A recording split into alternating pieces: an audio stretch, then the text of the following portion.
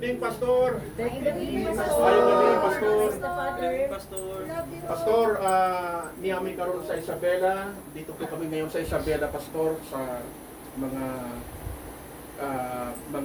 dating mga manggagawa na nakakatipon-tipon ngayon. At nagpapasalamat po kami, Pastor, na hanggang ngayon yung dakilang pag-ibig ng Ama na hindi masusukat kailanman ay nanatili sa buhay namin. At ang mga nakatayo ngayon dito, Pastor, ay ito yung mga dating mga manggagawa, Pastor, na hindi na po kayang bilihin ng pera. Amen. Sila po ay nangako, nag-commit, at nag-alay ng kanilang buhay na kahit anong mangyari, Pastor, ang kanilang loyalty talaga ay para sa inyo. Amen. Na hindi na po kami madadala sa pera. Kaya kahit anumang gawin ng demonyo, kahit anumang gawin ng Satanas, wala na po siyang pag-asa sa amin.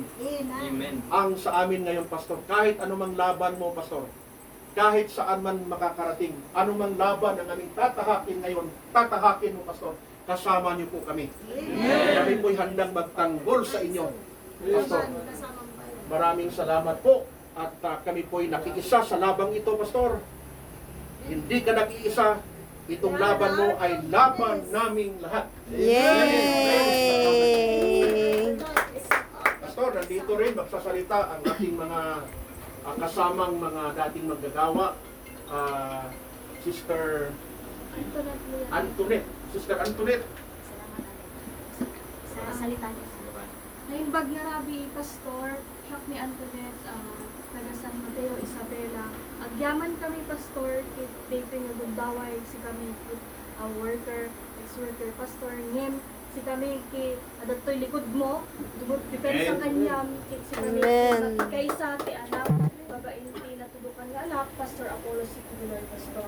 Dito yung region to, Pastor, San Mateo, Isabela, kit agyaman kami, nga alitoy dagitoy leaders nga impaumay mo tapno may kararagan di may sakit may sakatakan Pastor. Agyaman kami, Pastor, madaydayaw ni Apo, Pastor. Mabayang tinatudukan nga anak, Pastor Apollo Sicular. Amen! Praise the Father! Salamat, Pastor! Salamat po! Yay! Thank you, Father.